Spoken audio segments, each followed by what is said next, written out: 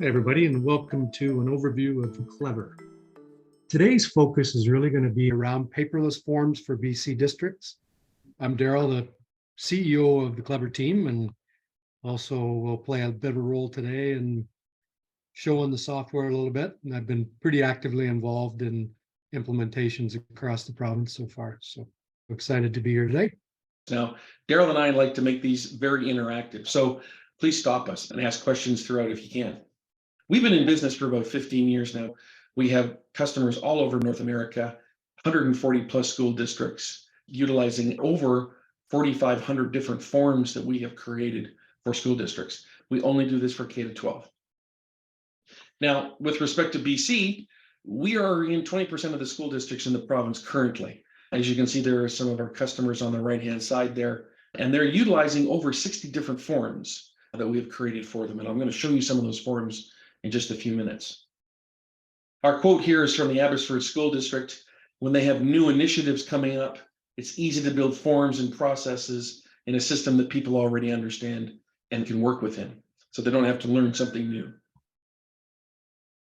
So here are some of the forms in BC. So I'll just let you peruse that, but there are over 60 forms that we have built for school districts in BC currently. I wanted to give you a sense of the different forms that we have. Here's the page 2. So these are active forms within districts in BC right now. Maybe there's a form that another district in the province is using that you want to utilize. We can certainly help you with that. We can bring best practices into the conversation as well. In essence, what we do is we take your current state, your current forms that you're working with today, whether those be paper-based, fillable PDF, Google Forms, surveys, whatever, and we bring you and take you to the Clevr environment, where we're capturing that information and putting workflows around it, and then reporting in behind that as well. And Daryl will certainly show you that. We have folks that come out of the gates building forms from scratch. The most common scenario is we'll build the first ones with you in a very collaborative way. And we have districts that we've worked with for 10 years and we build all the forms. And even though they have the ability to build and tweak their own forms, their plates are full. We're pretty efficient at it. If they want to spend an hour talking about the requirements and the workflow, and then we work with them on the change process. So there's lots of support that's available. What typically happens in an onboarding process as we talk about professional services and how many forms and how unique, and that gets into the details around some of the pricing pieces, but there's a wide range of options available for that. Warren shared a list of forms that are available or currently in flight in British Columbia, but when you join the Clevr community, you have access to forms that are in flight across Canada. If you want an example, so Surrey gave us an expense form, and it was different from one that West Vancouver Island was using, but it was pretty close to one that Renfrew Public was using in Ontario. So we're able to take that one, tweak it a little bit, and it was aligned to the way the Surrey team wanted it to look and feel, just as an example. So I just popped open a folder. So these are all the different forms that the Abbotsford team gave us, and then we rippled that into one Clevr form. They give us the workplace violence form. This is their current form. They were linking to a Microsoft Forms tool, but it wasn't able to meet the permission requirements that they had. When you land in Clevr, there are different dashboards and landing pages. You can have a message card, and the messages can be deployed by role. This is showing me a reading assessment, and that there are 24 records at Bayview School. 9 of them are completed and 15 are incomplete. This is a reading form, but it could be any form. It could be an expense form. It can have required fields that indicate when it's completed or not. And this one's saying that there's one student who has limited or unsatisfactory comprehension. If I click on that, it shows me who that student is. Over here, we call this the listings card. And I've landed on the expense claim form. And if I click into the staff, it opens up the expense claim form the way that this particular client wanted it designed. In the live environment, things like school and department would auto-populate. because it knows who's who and where they're coming from.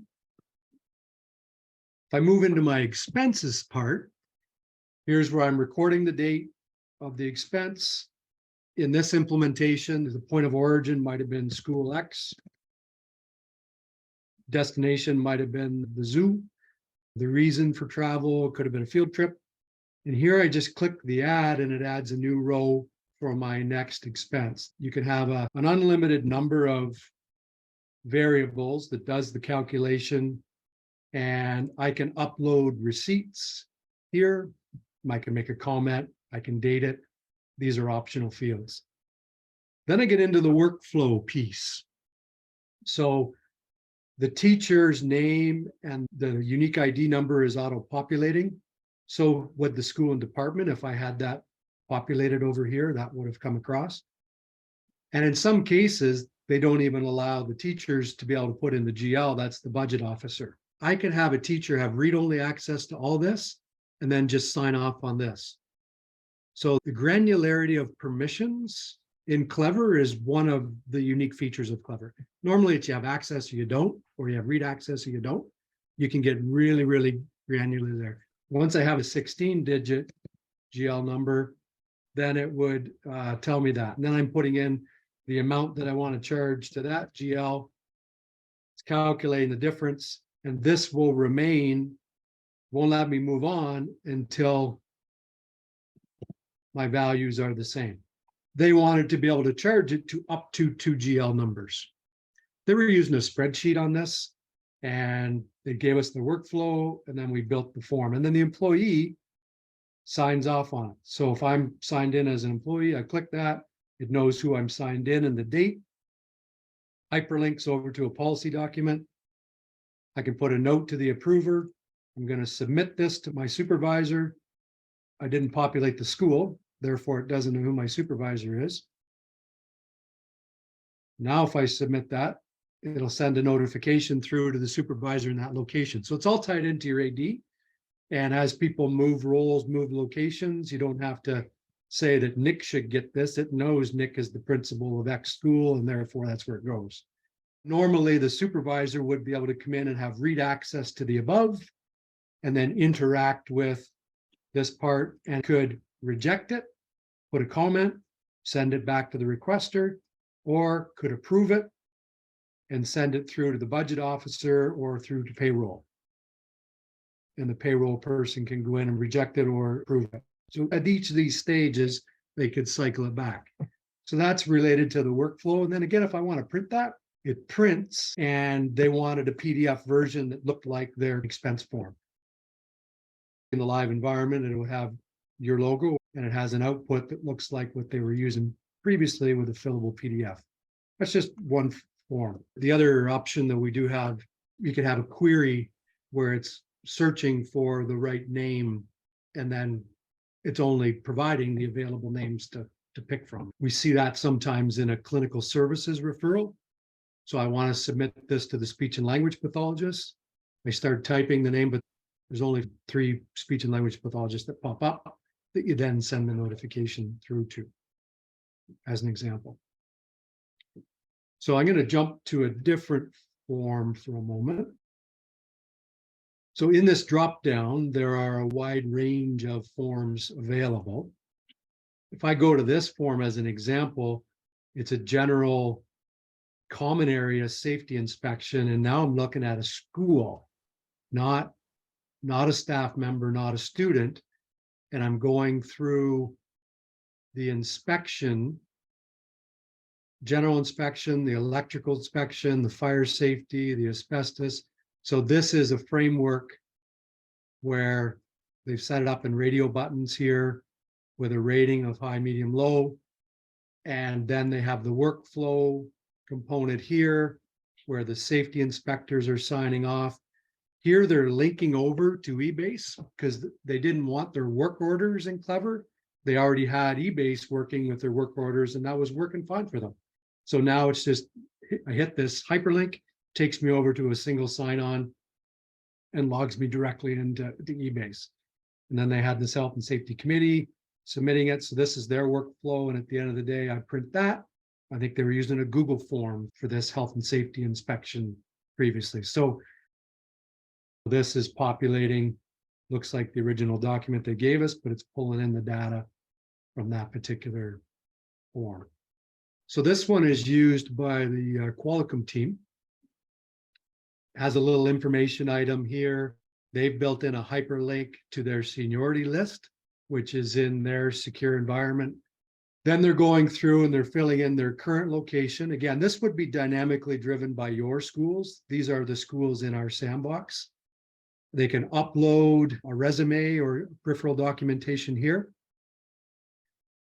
They put the posting number in here, what school it's at, their hours per week that's aligned to the posting. And they're putting in their preference, and they can populate 1 or 2 or 3 here. Once this is ready to submit, we work closely with Leslie Rowan there, but I don't know who gets the notification on that end. Could be 2 or 3 different people that get that notification that there's a submission that's gone through. And this is going to lock that record. I'm going to cancel that. But once this gets submitted, boom, the record is locked, and it's a point in time upon that submission. And this would keep track of the different rounds. I'm going to jump to a different form, HR related form, staff filling out a workplace violent incident form. So, and as you'll notice with all Clevr forms, it's tabs, so the end user can always be oriented in this process. This one has the required fields, all these flagged. If it says yes, then that disappears. If it says no, it's reminding them that they need to notify the principal and supervisor of this. The incident details are tracked here. You know, student's name, if I start to search here, it's going to start to query the students that are available within that school. And there's different answers that come. Some of this information will populate automatically. If I say yes to some answers, it's providing the details. Then they have their work safe BC support. And they've just built in hyperlinks to the different resources that are there. And then if it's a violent incident, then different elements pop up and I have to fill out the details according to the way I'm answering this particular question. So again, the principal fills out this component of it. And then here we have the history being displayed as well. And there would also be a printout of this particular form, but tracking information specifically about that staff member with the details built in there. I'm going to show the field trip form because it is a staff-facing form as well, where the staff are filling out the type of field trip that they are interested in pursuing. And then the workflow changes depending on that. So let me just see here.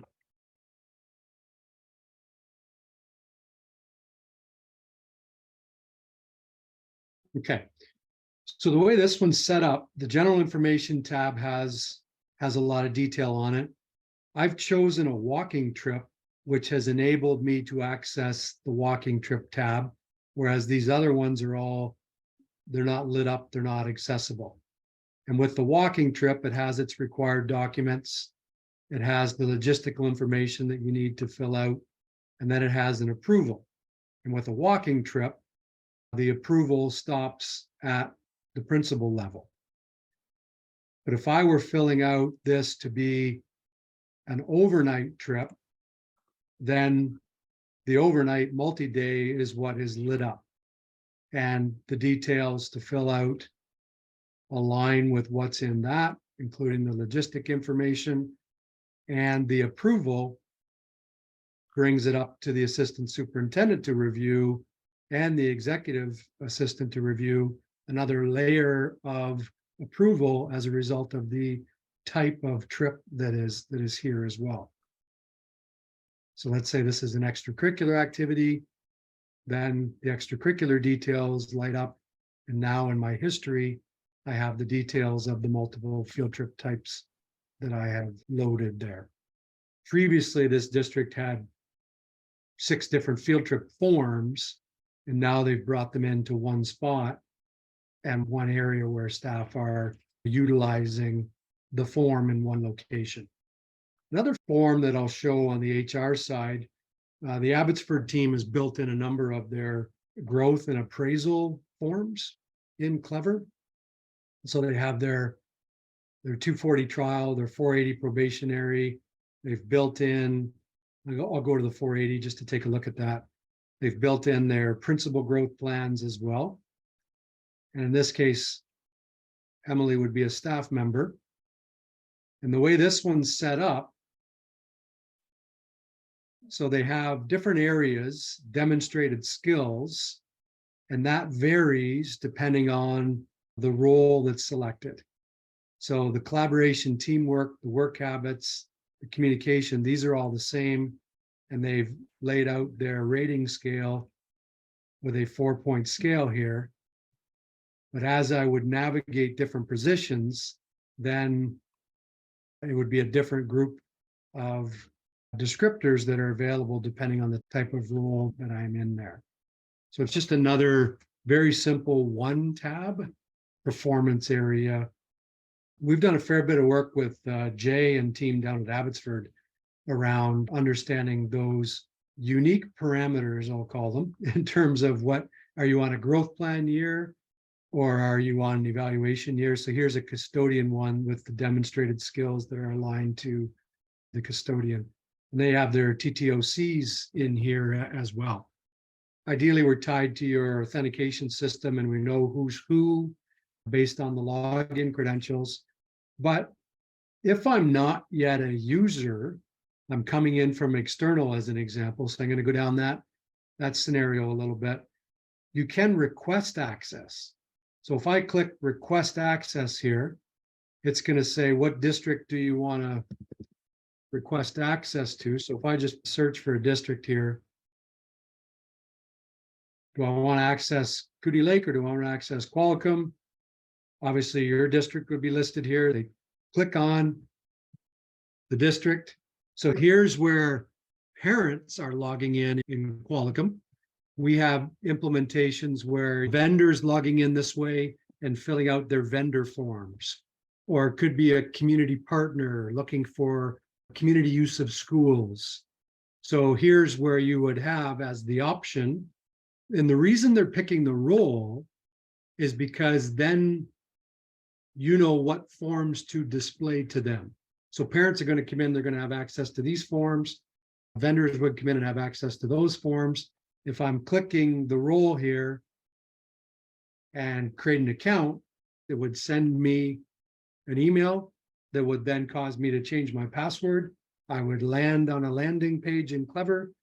So they would be bringing in the external and the internal to the same place, but there is an authentication user account creation requirement. Instead of a user coming in unauthenticated and filling out a form that they shouldn't have access to. So for example, if I'm a teacher logging in, I'm just going to see my field trip form. I'm not going to see all the field trip forms that have been submitted by everybody else. We have a multi-role function that they could be a teacher and a parent, and they could toggle between their roles.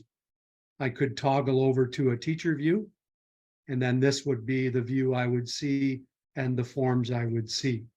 If I go into my profile, this is where I upload my signature. These are the forms I have access to, and I'm seeing the forms that are associated with that role. So there's no limit to the number of roles you can have. Your internal roles are mapped to the roles you need in Clevr. So that's all automated. And if a teacher becomes a principal or whatever the role mobility is within your district, that's automatically synced in Clevr. And therefore the forms access and the permissions are synced. So I'm working with a client right now that has 25 forms and they get deployed through the year and they want to schedule them.